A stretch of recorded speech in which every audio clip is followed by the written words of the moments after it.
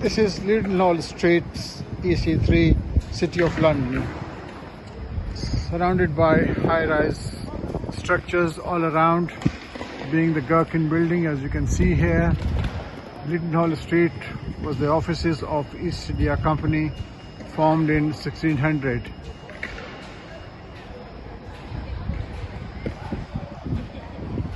This is the present situation, this is the present structure as we see today.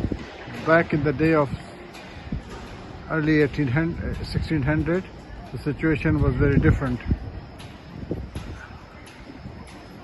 Let's move forward and see what is possible to get close and see the history of this place. This is Lloyd's of London.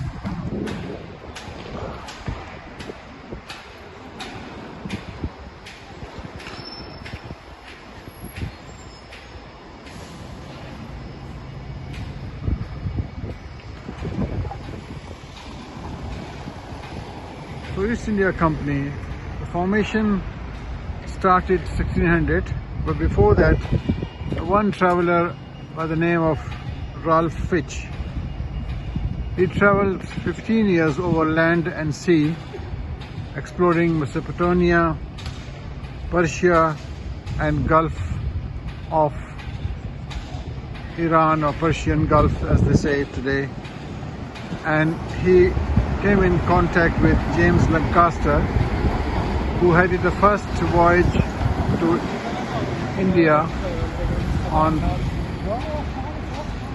1st January 1601.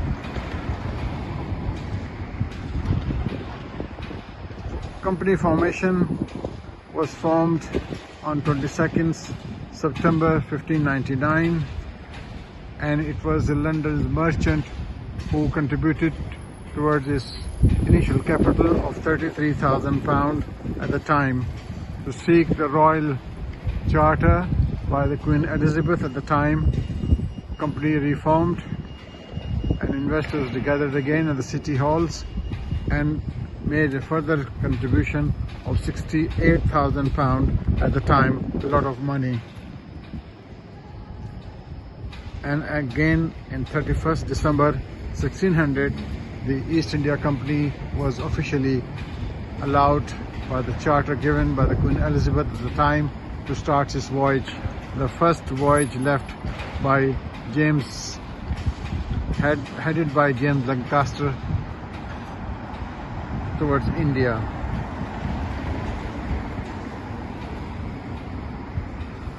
Company had 24 court directors and one governor controlling the affairs of the company.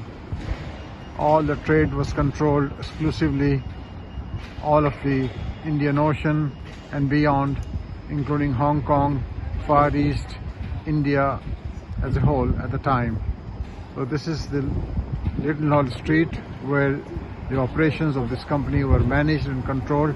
The buildings you see in front is one of those buildings where these offices were stationed and officers were available